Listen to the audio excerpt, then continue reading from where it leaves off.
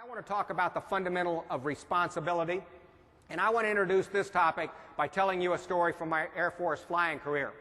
I have to preface the story with this point. I was not an Air Force fighter pilot for this reason right here. My eyes were bad. I had to wear glasses. So I flew in the back seat of fighters, the F-4 Phantom mostly.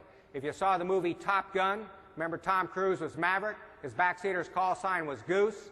That's what I was. I was an Air Force Goose flying in the back of these F-4s.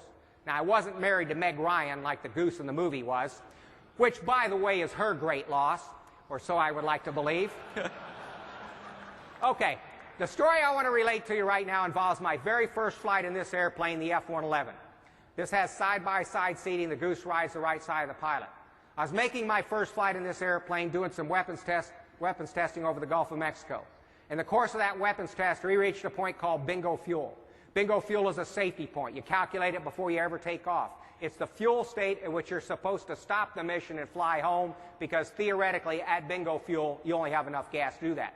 Safely cruise back to your base, attempt to land, not be able to land because the weather's bad, feels closed for some reason, and have to divert to another base maybe 100 miles away or so. So bingo fuel was a safety point. I knew that. I had 1,500 hours of goose time from the back of the F-4 that told me that. Now here I am on my first flight in this airplane staring at bingo fuel. I pointed out the pilot on my left expecting him to fly home, but we had one more data point to get in this weapons test. And he said, looked at me and said, we can get this last data point. Okay. So we sailed past that safety point. I'll cut to the chase. The airplane that took off looking like this, and which cost us taxpayers tens of millions of dollars, ended the mission as this pile of wreckage on the Eglin Field runway. And I wish I could tell you there were some heroics involved here, but there weren't. We ran out of gas. And as the plane was crashing, I reached for the ejection handle and pulled it. On the F-111, that separates the entire cockpit. The crew remains inside. A parachute is catapulted out, and the cockpit is lowered to the ground. In our case, the ground was the runway. So we were close, but close only counts in horseshoes and hand grenades. It doesn't count landing one of these jets. Now, what does this story have to do with responsibility? Well, I'll bet everybody here can see where I'm going with this story. I want everybody to come back into the cockpit with me at that moment in the flight where we reached bingo fuel. I pointed out that pilot at my left expecting him to fly home, but instead he looked at me and said, we can get this last data point. And even though at that critical moment there was this little voice whispering in the back of my brain, oh, Mullane, this doesn't look right. We don't have a lot of gas. We're sucking it down in a big hurry. We're 70 miles out over the water, long way from home. The weather's bad back home. This doesn't look right. Say something. Put your perspective on the situation out there on the table for this guy to consider. But I didn't say a word. Basically, at this critical moment in this team operation, I ceased to be a team member and became what? A passenger. And why did I do it? Well, let me tell you, for the identical reason in your past lives, you've done the same thing. This is the original sin of teamwork. We're all guilty of it. You may not have done it in a long time, and hopefully you'll never do it again, but I guarantee each and every one of you can remember back in moments in your careers where you were seeing something. You were sitting in a meeting and hearing something. Maybe you had an idea, you had a concern, but just as I did in that F-111, you sat there mute. You didn't say a word. You became a passenger, and then years later, or maybe weeks, months, even years later, you regret it.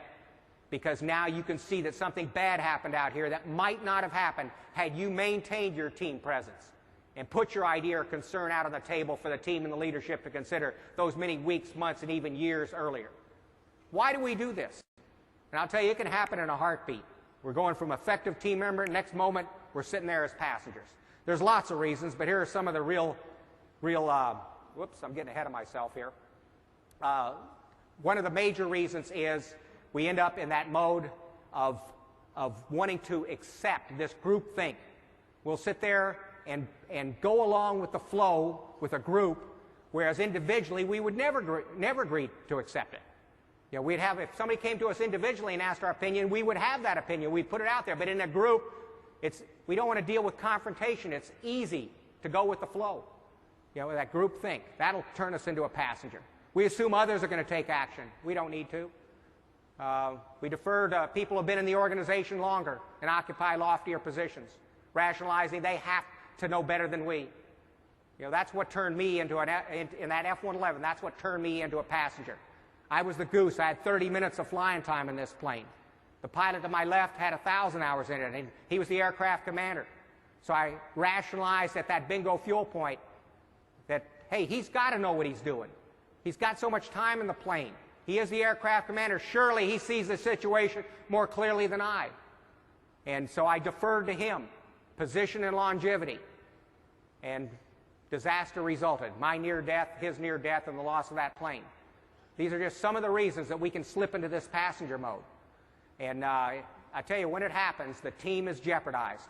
If everybody is not on board with the team, if we have any passengers on the team is jeopardized. This right here is the irreducible essence of our responsibility as individuals on a team, right here, is making sure we count. We never slip into that passenger mode. The power of all teams, folks, resides in the individual. And I say that, it's the engine, the individual is the power of the team. And the reason I can say that is none of us are clones. We've had this diversity of life experience. And through this diversity of life experience, we bring a diversity of perspectives to team situations. You may have 99 people on a team, and because of their common life experience, they have a common perspective. And then you have one other individual who worked somewhere else, was on a different team, had a different boss, had something happen to them in their past lives that is now giving them a different perspective on the situation. And if they would maintain their team presence, put it out there for the team and the leadership to consider, it could have a measurable and significant impact on the safety and success of the team. But it only works when 100 out of 100 people are doing it, not 99 out of 100. Maintaining that team presence. And I would encourage everybody, when you talk about individual responsibility, to tattoo this quote on your brain. This is a quote by former U.S. President Andrew Jackson. One person with courage forms a majority. And that's very true. Another way people dismiss themselves into the passenger mode is assuming they don't count. The team's too big. You know, nobody's going to hear them. And they dismiss themselves into that passenger mode. Everybody counts, folks, because none of us are clones. And we all bring this diversity of life experience to the team that gives us this diversity of perspectives. So let's remember that. You count. I don't care if you've been on the job day one or if you're getting ready to retire after 30 years. You count because you are not replicated anywhere else on that team. And I would encourage leaders to make sure they lead with this philosophy, empowerment, to make sure in word and deed you're telling your teams, hey, I value you as an individual. I recognize your uniqueness, that you're not duplicated. If I'm going to lead this team and be in the safest and the most successful it can be, I have to climb into your brains and take a look around. I want to hear from you. That is a critical aspect of leadership, and that's empowerment, making sure nobody is allowed to slip into that passenger mode, that everybody counts.